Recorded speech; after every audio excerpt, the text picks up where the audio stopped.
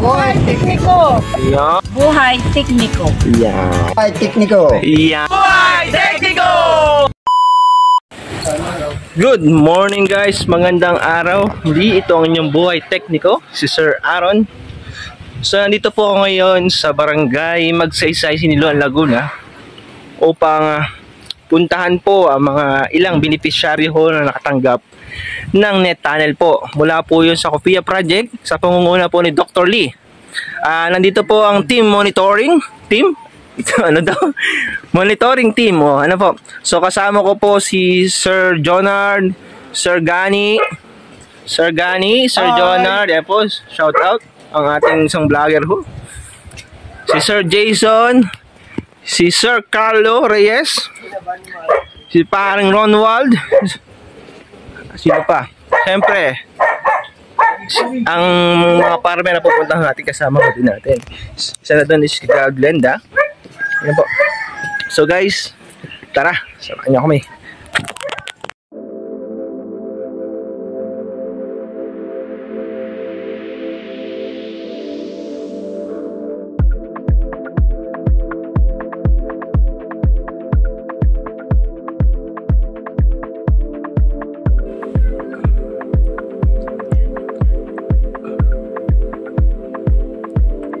Dito no, malapit na po kami sa site ni Kagawad Glenda at ni Ate Maribel. So nasa likod ko po si Kagawad Glenda. Ayan.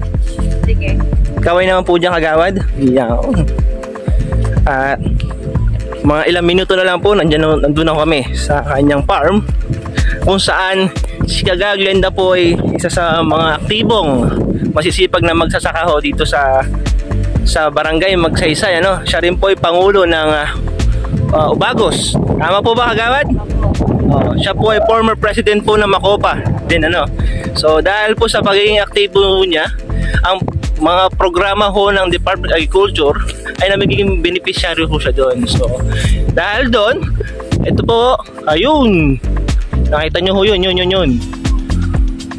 Pag masipag ho talaga, maraming na itatanim ano. So guys, dito na tayo. Let's go! Buhay tekniko.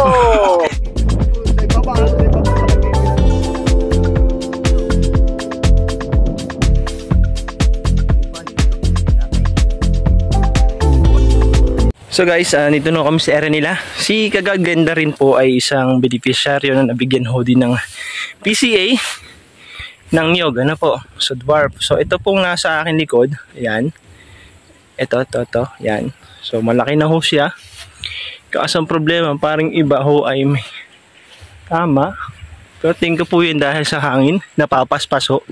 So na-stress yung dahon. Natutuyo. Di ba po? So, si Kagawad din po ay isang cooperator din doon sa Technodemo po ng banana. Ano? Yung sa Cardaba variety po. So maya makita nyo po yung kanyang sagingan. Malaki na ho yung Cardaba. So malaki na rin po ang naging hirap niya ho dun. Tinanong ko siya kung may aani naman po ang pagsasaging niya. Meron naman po, pero nalugi ho siya yung last time dahil sa mga bagyo. Kasi ang lugar po niya, ayun po ang saging Cardaba, sa lalaki na. Ito po kasing lugar niya ay open area. Ay talagang pag humangin ho, matik ang saging, tumba. Ano po? So guys, tara, libutin po natin ang farm niya.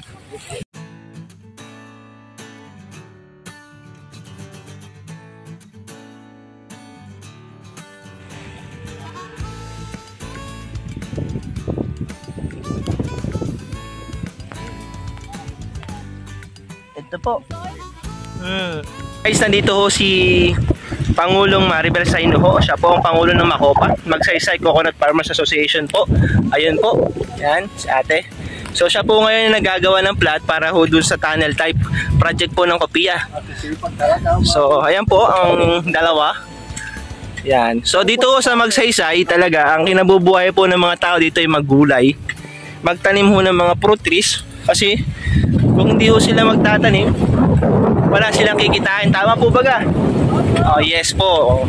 So, talagang kailangan masipag ka ho dito. Pag nagsipag ka, may aanihin ka.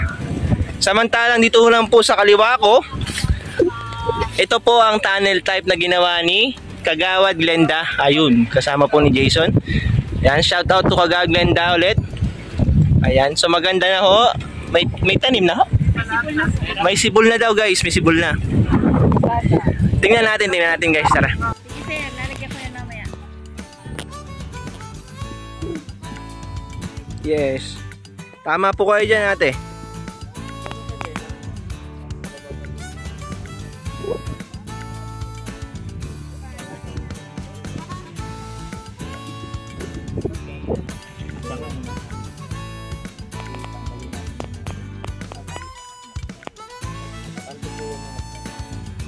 So guys, muli magandang araw. So nandito po tayo sa area ni Kagawad Glenda.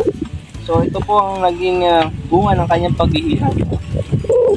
Waiting na lang po tayo sa pagsibol. So nandito po tayo ngayon. Ang tanim po niya dito ay mustasa po, no? So may mga sibol na po siya. Diba? Waiting na lang po sa pagsibol. So 1, 2, 3, 4, 5. So 5 pong tunnel to, no? 5 tunnel na alagaan niya. Sa parting kaliwa ko, may nakatransplant na ho sa mga pechay, ano. So dito mustasa area po, ano. So guys, bukod po sa tunnel type project, meron hindi ho siyang, tama po Kagawad, meron kayong sa techno demo ng banana na po. Tama. So yan po sa mga paligid. Yan. So gaya din ng sinabi ko, siya rin po beneficiary na nakatanggap po ng dwarf coconut mula po sa Philippine Coconut Authority at siya po abono, ano. Sabi ko niya, ay meron pa rin hong natanggap siyang kakao dito, ano, tinanim na ho niya. So, talagang hanggat may lupa, hanggat nakatiwangwang, magtatanim talaga. So, dito ho sa Bagsaysay, ganun ho ginagawa. Ganun ang practices kasi ang buhay nila dito, pag hindi ka magtatanim, wala ka talagang aanihin at kakainin.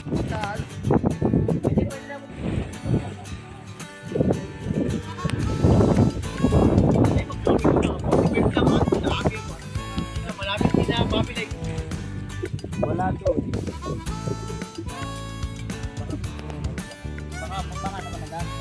Guys, kung mabibisita ho nyo ito, siguro papabisita naman, napakaganda ng lugar dito. Maganda yung taniman, napakalinis, talagang alagang-alaga po.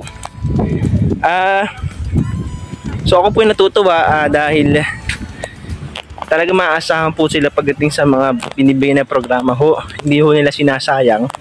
Talagang isa sila sa dapat bigyan ho talaga at pinapangalagaan po ng mga programa binababa mula po sa DA hanggang sa lokal, hanggang sa kanila na pumupunta. So guys, muli maraming salamat po sa panunod at please like, share and follow me on my Facebook account and subscribe me on my YouTube account. So Buhay Tekniko, muli ang sinasabi ko po lagi sa araw-araw na video ko, patuloy lang tayo mangarap. Peace out.